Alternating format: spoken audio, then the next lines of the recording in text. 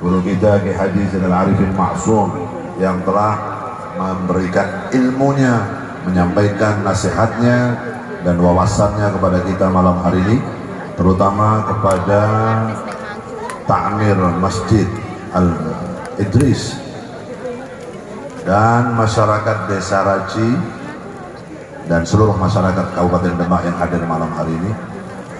Dengan pentingnya membangun masjid yang megah seperti ini, saya tadi mendengar disampaikan oleh panitia bahwa menghabiskan dana 6 miliar ya, 6, sekian miliar lah. Insya Allah koyong ini gede nih, luar biasa. Mudah-mudahan dengan berdirinya Masjid Al-Idris di Desa Raji ini juga bertambah keimanan masyarakatnya, bertambah akhlak dan budi pekertinya, bertambah ibadahnya, dan insya Allah berdirinya masjid yang megah ini membuat sebagaimana mahalnya masjid 6 miliar, juga mahalnya iman kita, mahalnya akhlak kita, dan mahalnya Islam kita ini yang kita miliki. Mudah-mudahan kita bisa mempertahankan itu semua ala ahlus sunnah wal jamaah an-nahdiyah sampai akhir hayat kita, sampai kita kelak nanti dibangkitkan kembali di akhirat bersama dengan Rasulullah Sallallahu Alaihi Wasallam. Masjid nyata niki sebagaimana disampaikan oleh beliau tadi dijaga yang baik, karena ada di sebagian tempat, di sebagian daerah bangunnya sergep, isinya yang malas. Wonten ngeten nggih. Karena tengah akhir zaman ini bangunan masjid bagus-bagus, gede-gede, megah-megah, luar biasa. Tapi paling mesake nek bagian waktu sholat subuh. Jadi terutama nih sholat subuh itu paling mesake. Saya ngadan ya wong iku, saya wong komat ya bapak iku, saya ngimami ya bapak iku dewe, saya ngamini ya wong kuwi dewe. Makmumnya tempun tidur, tidur nikmat, bapaknya masih muda. Selimutnya begitu, as-salatu khairun minan naum. Selimutnya tarik ya Allah subuh. Kadang nek wonten lucu malah niku anak-anak muda itu. Ada ya hal yang lucu lagi, anak-anak muda itu ngobrol asik, ngopi, ngerokok, dolanan, ngerasani sapa ngono. Begitu krungu adzan tahlil, sholatu wassalamu alaik, ya Allah supaya turu. Piye? Ora krasa meh subuh ya Allah turu. Malah krungu sholatu wassalamu alaik malah turu. Kadang kan wonten itu. Jadi bel untuk memberitahu bahwa ngobrolnya sudah selesai itu assalatu wassalamu alaikum. Nek sik jam 12 isik gasik jam 12 santai ngobrol sik. Nembe jam 12. Ngobrol jam 1, jam 2, jam 3, setengah 4 dengar masjid langsung. A'udzubillahi minasyaitonir rajim. Mulai. Ngopo? Turu. Masya Allah. Wali aneh wong zaman dulu. Orang zaman dulu itu malah dari jam 9, jam 10 atau jam 11 mereka tidur. Begitu dengar masjidnya sudah bunyi, a'udzubillahi minasyaitonir rajim. Ngaji pertama niku, bangun semua, kamar mandi, wudu, ngambil sorban, ngambil baju koko, pakai sarung, ke masjid semuanya. Saiki diwali. Krungu kono, sholatu wassalamu alaik. Ayo mulai. Ngopo? Turu. Masjidnya melas masjid, sepi. Paling masjid itu paling seneng masjid itu kalau 1 Syawal. Paling seneng masjid itu. Kobak sing teko sampai keluar ada tenda-tenda di luar masjid itu. Walaupun saya ora poso ya melu salat. Oh, mulai gimana kabar sok nangis baru. Ya Allah. Poso lek boten. Luar biasa. Tapi insya Allah tengah ngaji boten. Rajin itu boten. Insya Allah kalau hari Kamis malam Jumat ada maulidan di sini. Jadi takmiri harus di jadwal, di schedule. Jangan sampai masjid dibangun oleh orang NU. Bagaimana tadi Pak Kiai ngomong, begitu sudah besar begini, malah yang megang orang non NU. Tapi akeh kejadian temputi-punti.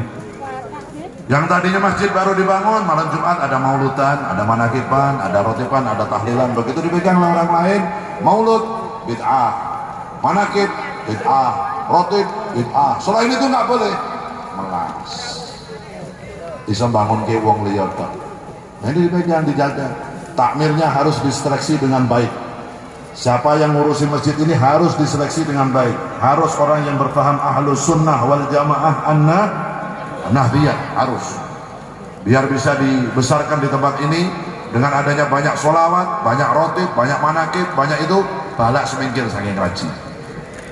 Maksiat minggir dari tempat ini. Dengan apa?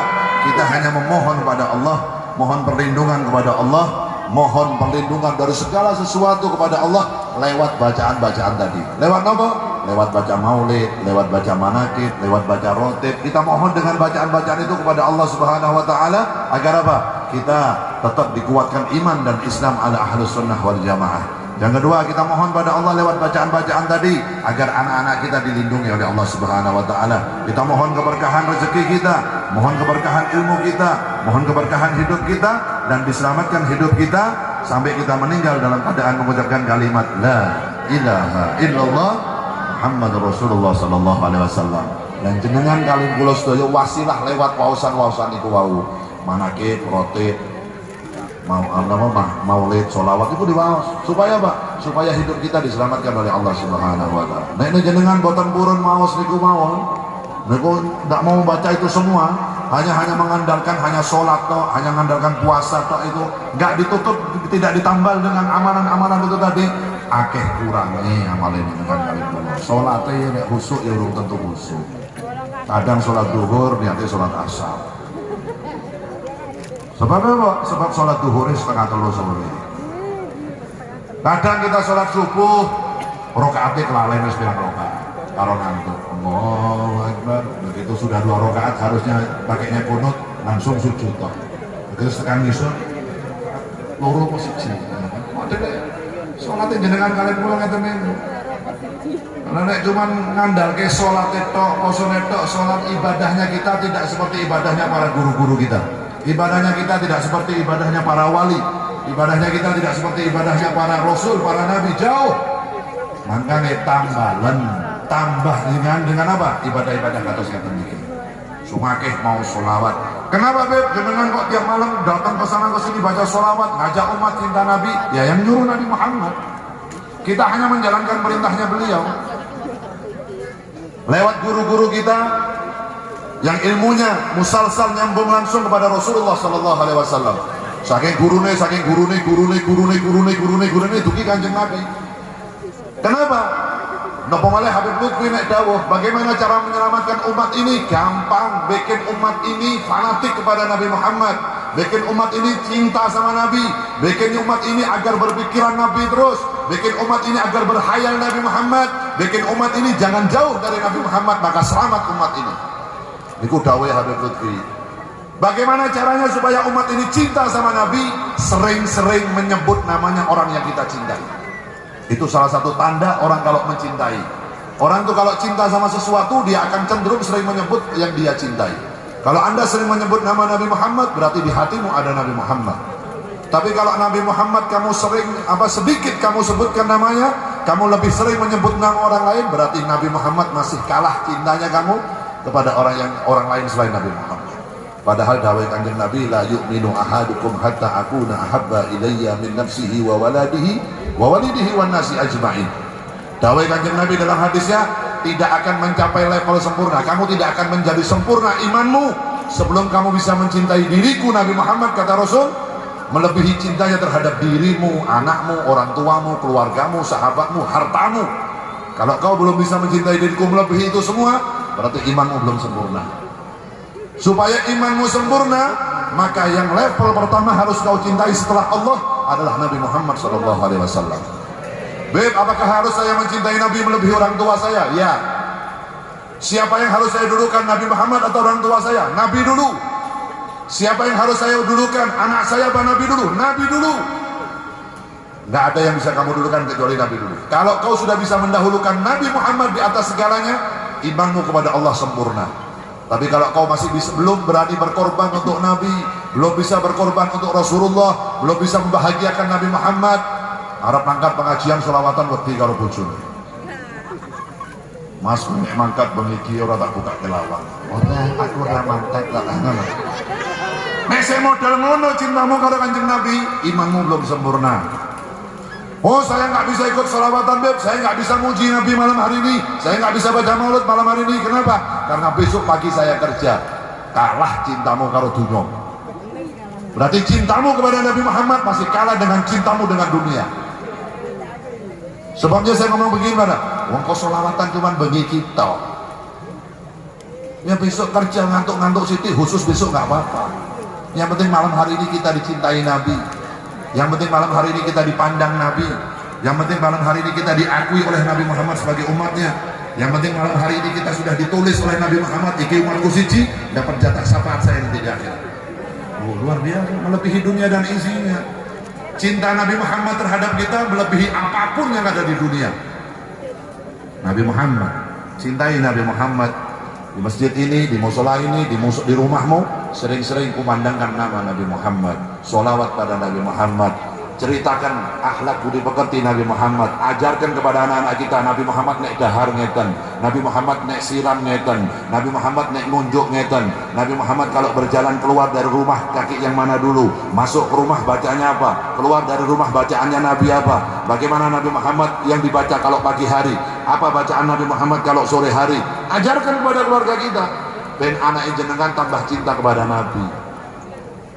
Orang-orang tuanya nggak ngerti. Tiang sepai boten ngertos wiritane Nabi, apa kalimat bacaan Nabi kalau pagi hari yang paling sering dibaca Nabi. Wong tuane nopo mak? Mbuh. Nopo pak? Mbuh. Kalau sore hari Nabi Muhammad wiritannya apa? Nggak tahu. Tapi jadwal sepak bola nanti malam apal. Koyaku berarti. Jadwal bal aku apal dulu. Nanti malam jam 3 Inter Milan melawan Parma. Jam 3 juga Manchester United melawan Charlton Athletic. Apalah. Kenapa? Karena saya cinta sepak bola. Nah, kalau kita bisa menghafal jadwal sepak bola, kenapa kamu tidak bisa menghafal apa yang disukai oleh Nabi Muhammad? Apa yang tidak disukai oleh Nabi? Apal ke? Kalau kau hanya mengharap isma'alana lana ya habibana, kamu mengharap syafaat Nabi Muhammad tapi kamu tidak mengerjakan apa yang dikerjakan oleh Nabi, susah. Kerjakan apa yang biasa dikerjakan Nabi, lakukan apa yang dilakukan Nabi, jauhi yang tidak disukai oleh Nabi Muhammad. Di antaranya apa yang tidak disukai oleh Nabi Muhammad? Perpecahan, Nabi Muhammad gak suka. Permusuhan, Nabi Muhammad gak suka. Menyebar fitnah, Nabi Muhammad gak suka. Menyebar permusuhan, Nabi Muhammad gak suka. Apa yang disukai oleh Nabi? Persatuan, kerukunan, perbaiki silaturahmi, perbaiki hubunganmu dengan saudaramu, perbaiki hubunganmu dengan tetanggamu, perbaiki hubunganmu dengan orang lain. Itu yang dicintai oleh Nabi. Kalau kau ingin masuk dalam rombongan Nabi, lakukan apa yang disukai oleh Nabi, jauhi apa yang tidak disukai oleh Nabi. Kau akan masuk dalam golongan Nabi Muhammad SAW. Ngeten tok niku dunya. Jenengan aja terus ngimpi, aja terus koyal pengin kaya dadi Sunan Kalijaga, pengin dadi kaya Raden Fatah, pengin dadi kaya Habib Lutfi. Keduwuren wis ngono ki keduwuren. Napa? Mondoke suwi. Umurmu wis 40 tahun kunjul. Kowe nek mondok 5 tahun wis nyesek kowe. Beliau-beliau masa mudanya, para wali-wali kita, para guru-guru kita, para ulama kita, dari kecil orang tahu dolanan PlayStation, orang tahu dolanan TikTok. Beliau-beliau dari kecil sudah di pondok pesantren. Nyuwun sewu, matanya digunakan untuk memandang Al-Quran dan hadis, telinganya untuk mendengarkan ayat Al-Quran dan hadis dan dawuh-dawuh gurunya, kakinya dibuat melangkah dari masjid pesantren, tangannya digunakan untuk menulis dawuh-dawuh gurunya, tidak ada lain. Dan jenengan kalian kula, apakah saya membuat pesimis? Boten, nggak ada deh. Orang-orang Islam nggak boleh pesimis. Minimal kalau kita nggak bisa jadi seperti guru-guru kita, jangan kecewakan guru-guru kita. Ngeten mawon. Kalau kita nggak bisa jadi walinya Allah, jangan kau musuhi walinya Allah. Ngeten mawon. Kalau kau tidak bisa mengajar kepada orang lain, minimal jangan kau sebar fitnah kepada orang lain. Kalau kau nggak bisa dandani, minimal ojo merusak. Ngeten mawon. Enteng. Umatnya Nabi itu begitu aja, gampang. Kalau kau nggak bisa ngajar di masjid, minimal kau datang masjid, makmurkan masjid, jadi makmum, itu aja. Nek jenengan boten saged bangun, ojo ngerusak. Paham nggih? Dan umatnya Nabi Muhammad gampang. Dan yang paling enteng nopo? Sing kathah maoso paling enteng, ringan, baca sholawat. Ganjarannya nopo? Surga. Sallallahu ala Muhammad, sallallahu ala Muhammad, sallallahu ala Muhammad, sallallahu ala Muhammad, sallallahu ala Muhammad. Sing kathah dawuh Kanjeng Nabi nopo? Umatku nanti yang terdekat dengan diriku di akhirat adalah yang paling banyak baca sholawatnya kepada diriku. Loh, sing akeh mau sholawat. Napa maneh wawasan sholawat ini ikhlas ora ikhlas ditampa kalih Gusti Allah. Jenengan ngerti boten ngerti artine ditampa kalih Gusti Allah. A'maluna bainal qabuli wa raddiha illa shalah ala Nabi Muhammad. Amal ibadah kita yang lain bisa diterima, bisa ditolak. Salatmu iso sah tapi belum tentu dapat pahala. Hajimu sah belum tentu dapat pahala. Zakatmu sah belum tentu dapat pahala. Semua masih ada perhitungannya. Oh, iki haji tapi ora ikhlas. Oh, iki sedekah tapi duitnya hasil korupsi. Oh, ini macam-macam. Banyak. Tapi khusus sholawat, ikhlas ora ikhlas, ngerti ora ngerti artinya, tetap ditampa oleh Gusti Allah Subhanahu wa taala. Inilah fadilah sholawat. Makanya jenengan kulo dalu muter. Besok malam kita akan ketemu lagi di Mandeman. Saya besok malam juga akan sholawat di Mandeman. Pokoknya nggak ada waktu istirahat untuk memuji Nabi Muhammad, nggak ada waktu istirahat untuk membahagiakan Nabi, nggak ada waktu istirahat untuk mencapai syafaatnya Nabi Muhammad SAW. Setiap hari, setiap waktu, setiap minggu, setiap tahun, sholawatan terus. Bosan be, boten. Semakin kau bersolawat pada Nabi, semakin kau mengenal Nabi, maka semakin rindu kau kepada Nabi Muhammad. Semakin rindu. Makanya Habib Ali ini maturkan kita mulai simtul durat, tashwiqan lis-sami'in. Wong nek maos kitab Nabi, semakin anda kenal dengan riwayat Nabi, maka setiap hari kau semakin ingin berjumpa dengan Nabi. Kenapa? Dunia orang apa-apa ini dibanding cintanya Rasulullah kepada kita.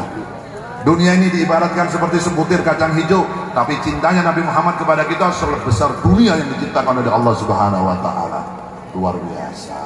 Maka di masyarakat Raji ini, pulau secara pribadi mendoakan di majlis Maulid ini, mudah-mudahan masyarakatnya semakin beriman pada Allah Subhanahu wa taala, semakin cinta kepada Nabi Muhammad SAW, dan semakin dijauhi maksiat oleh Allah Subhanahu wa taala, bebas narkoba, bebas minum-minuman keras, bebas perjudian, bebas kemaksiatan, bebas persinahan di desa Raji ini. Allahumma amin ya rabbal alamin. Dan tidak ada balak, tidak ada gempa bumi, tidak ada banjir, tidak ada apa mawon teng kampung niki berkat sholawat dalu niki. Allahumma amin ya rabbal alamin. Dan yang terakhir, saya memohonkan maaf dan salam. Harusnya dalu niki yang hadir guru kita Maulana Habib Muhammad Lutfi bin Ali bin Hashim bin Yahya. Namun seperti yang beliau tadi sampaikan Ki Haji Zainal Abidin, bahwa beliau memang setiap hari jarang ada di rumah, muter setiap hari untuk menyelamatkan bangsa, umat dan negara ini. Muter, malam hari ini beliau masih berada di Jakarta. Kita yang sebagai murid hanya mendoakan saja, mudah-mudahan beliau sehat walafiat, panjang umur. Mudah-mudahan Allah memberikan kemudahan dalam dakwah beliau, mudah-mudahan Allah memberikan kesuksesan dalam dakwah beliau, dan kita sebagai murid insya Allah diaku menjadi muridnya beliau, dan kita di dunia kumpul dengan beliau, nanti insya Allah di akhirat kita dikumpulkan dengan beliau, dengan guru-guru beliau, dan dengan kakek-kakek beliau, dengan Rasulullah SAW. Allahumma amin ya rabbal alamin. Salatullah salamullah